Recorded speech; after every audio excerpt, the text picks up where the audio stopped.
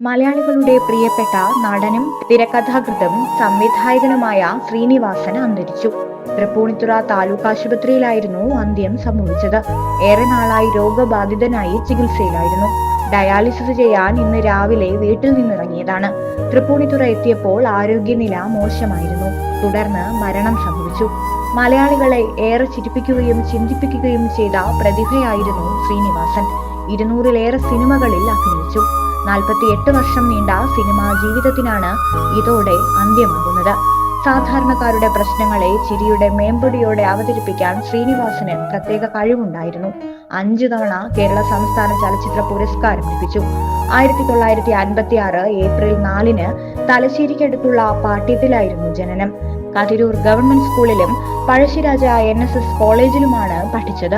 പിന്നീട് മദ്രാസിലെ film chamber ഇൻസ്റ്റിറ്റ്യൂട്ടിൽ നിന്നും സിനിമാ അഭിനയത്തിൽ ഡിപ്ലോമ നേടി. 1977-ൽ PA ബക്കർ സംവിധാനം ചെയ്ത മണിമുഴക്കം എന്ന ചിത്രത്തിലൂടെയാണ് സിനിമാ രംഗത്തെത്തിയത്. 1984-ൽ ഓടരുതമ്മാവ ആളറിയാം എന്ന സിനിമയ്ക്ക് കഥ എഴുതി. വടക്കുനോക്കി യന്ത്രം, ചിന്താവിഷ്ടയായ ശ്യാമള തുടങ്ങി ശ്രീനിവാസൻ സംവിധാനം ചെയ്ത സിനിമകൾ ഏറെ ജനപ്രീതി നേടി. വിമലയാണ് ഭാര്യ. മക്കൾ വിനീത് ശ്രീനിവാസൻ, ധ്യാൻ ശ്രീനിവാസൻ.